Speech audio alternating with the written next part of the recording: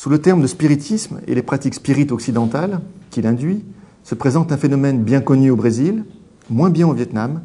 et dont notre propos sera de discerner clairement les causes et les effets dans ces deux milieux socio-historiques, certes distincts, mais éclairant à la fois sur notre compréhension du phénomène spirit et des religions indigènes.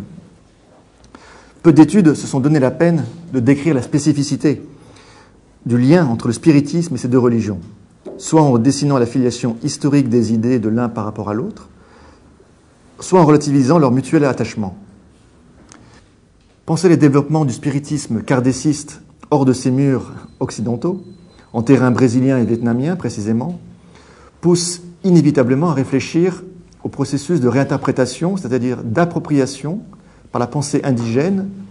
ou des catégories de pensée de la culture native, pour prendre le terme d'André Marie.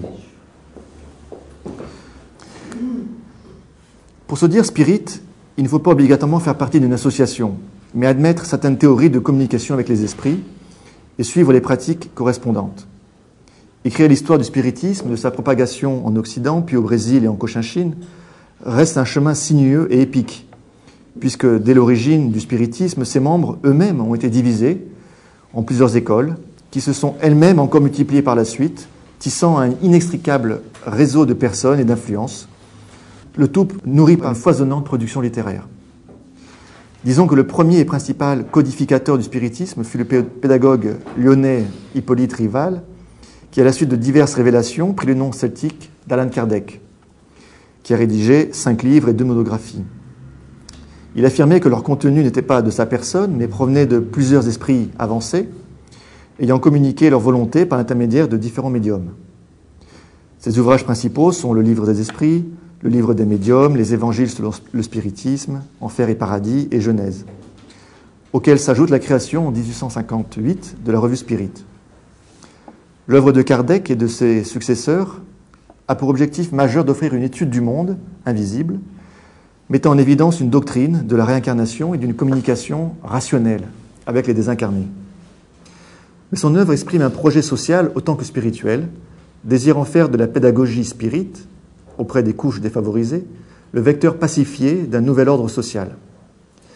L'impact du spiritisme en France est tel que la revue Spirit compte près d'1 million d'abonnés au lendemain de la Première Guerre mondiale. Les cercles spirites se constituent le plus souvent à partir d'une famille qui agrège quelques proches en des réunions d'évocation des esprits. Au-delà de ce mode de socialisation de type familial,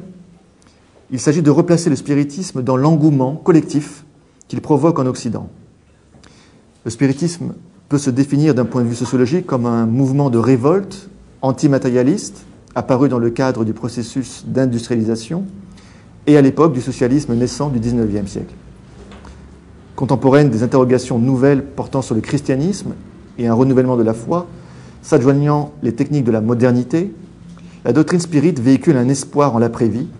et cultive un effort de pacification de la douleur. La sollicitation active des morts, pratiquée par le spiritisme, répond à la demande des âmes en peine, pour reprendre le mot de Jordana Charouti, et construit un milieu communautaire propice à l'accomplissement du deuil. Ainsi, dans le cas du Vietnam, pour les colonisateurs expatriés, l'activité spirit peut, grâce au contact qu'elle permet avec des figures occidentales familières, se comprendre comme une manière de renouer le lien avec la métropole et l'ensemble des interrogations philosophiques, matérialisme, spiritualisme, etc., et idéologiques, socialisme, néo-christianisme, que connaît l'Occident.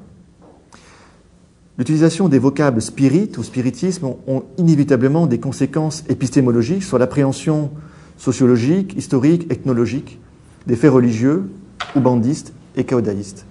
et ne peut donc pas être manié impunément en contexte brésilien et cochinchinois,